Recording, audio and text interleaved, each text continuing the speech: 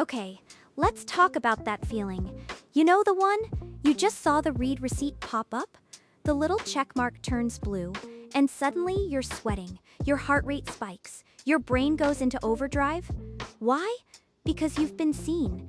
In 2026, being seen doesn't feel like a warm hug anymore. It feels like being hunted. We live in a world of 4K resolution and 24/7 transparency, where every pore on your face and every stray thought in your head is indexed, tagged, and uploaded. It's the digital panic of our era. We're living in a house made of two-way mirrors where the lights are always cranked up to 100% brightness. We call it authenticity or sharing our truth, but let's be real, it's absolutely exhausting. Our inner lives are getting bleached out. We're suffering from what I call lumen fatigue. We've deleted the blur, the mystery, and the necessary shadows that actually make a person interesting.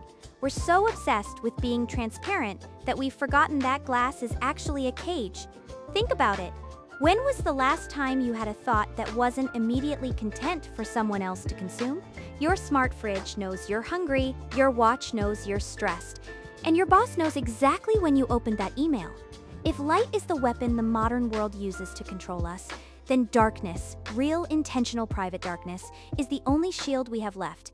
And to understand how to use that shield, we have to go back to 19033 to a man who saw this bright, sterile nightmare coming from a mile away. Enter Jun'ichirō Tanizaki. This guy was a legendary Japanese novelist who wrote a tiny, beautiful book called In Praise of Shadows. And honestly, it's the ultimate life hack for the digital age. Tanizaki looked at Western progress, the bright electric lights, the shiny white tiles, the obsession with purity, and he basically went, wait, you guys are ruining everything. He realized that beauty isn't a victory over the dark, it's a collaboration with it.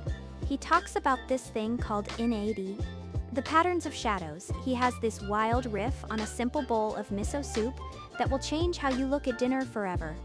Imagine it. In a bright, fluorescent kitchen, it's just brown liquid in a plastic bowl, boring. But put that same soup in a dark, heavy lacquerware bowl in a dim room. You can't see the bottom. The steam rises into the gloom like a spirit. Suddenly, that soup feels infinite. It's divine. He points out that Japanese gold leaf and lacquerware weren't designed to be looked at under a flashlight. They were meant to glow in the dark, picking up a single stray reflection from a candle and turning it into a mystery. Think about temple gold. It breathes in the shadows. Tanizaki's point is that we find beauty not in the thing itself, but in the patterns created by the light and the darkness. Your depth as a human being comes from what you hide and hold back, not from your highlights reel. When we turn the lights up too high, metaphorically and literally, we don't see more. We actually see less.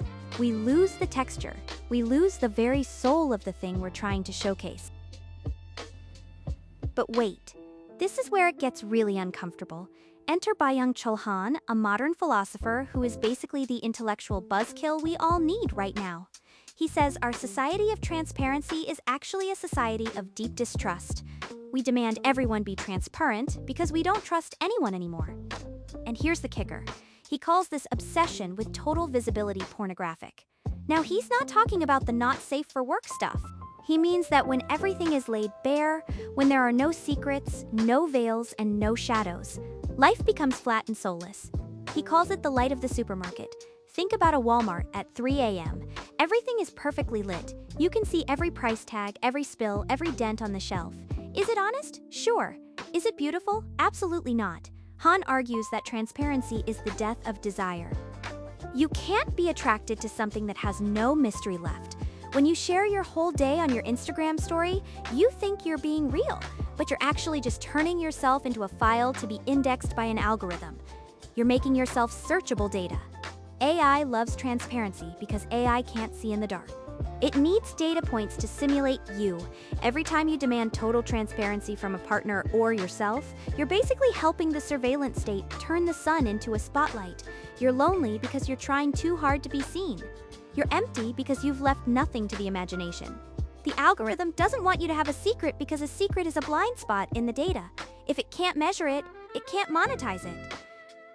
Total visibility isn't freedom, it's a showroom where you're the product on display. So, how do we fight back? How do we build a shadow protocol in a world that wants to light us up like a Christmas tree? It's simpler than you think, but it requires some serious defiance. First, the lamps-only protocol. After 8 p.m., kill all those overhead LED lights. They're literally bleaching your brain and killing your melatonin. Use low-level floor lamps, let the corners of your room expand into actual darkness. It triggers something ancient in your brain called soft fascination. It lets your prefrontal cortex actually recover from the hard fascination of your phone screen.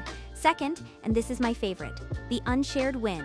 When something great happens today, you get a raise, you finish a project, you see a beautiful sunset, tell no one. For 24 hours, keep it in the shadow of your mind. Experience its depth before social validation flattens it into a like count. Keep the secret. It builds a private core that the world can't touch. Third, start a private analog log. Get a paper notebook, no cloud sync, no backup, no share button, just thoughts that will never be indexed. If it isn't on a server, it actually belongs to you. Finally, practice visual fasting. Spend 15 minutes a day looking at something that isn't backlit. A physical book, a tree, the grain of a wooden table. Retrain your eyes to appreciate light-absorbing textures instead of light-emitting pixels. You're not just resting your eyes, you're reclaiming your soul from the glare. You are not a data point. You are a mystery to be lived, not a file to be searched by a machine. Here's the final truth. In a world where AI can simulate perfect light and perfect clarity, your depth is the only thing it can't steal. AI can't simulate a shadow because a shadow is an absence. It's a void. It's the part of you that refuses to be indexed. Privacy isn't just for people with nothing to hide. That's a lie we've been sold to make us easier to track. Privacy is for people with something to protect. It's for people who realize that beauty requires the blur. To be attractive, to be sane, and to be truly human in 2026, you must actively cultivate your shadows. You must be intentionally misunderstood by the algorithm. Look at the stars. You can only see the infinite depth of the universe when the sun goes down. Your depth as a person works the same way. When you stop trying to be clear and obvious for everyone else, you finally start to become deep for yourself. Don't be a pixel, be a shadow. So here's my challenge to you. What is the most beautiful thing about you that the world will never know? Keep it that way. Stop trying to be transparent, turn off the overhead lights, keep a secret today, and reclaim the luxury of being unseen. Your life is only as deep as the shadows you keep. Thanks for exploring the dark with me today. Stay mysterious. Episode ends.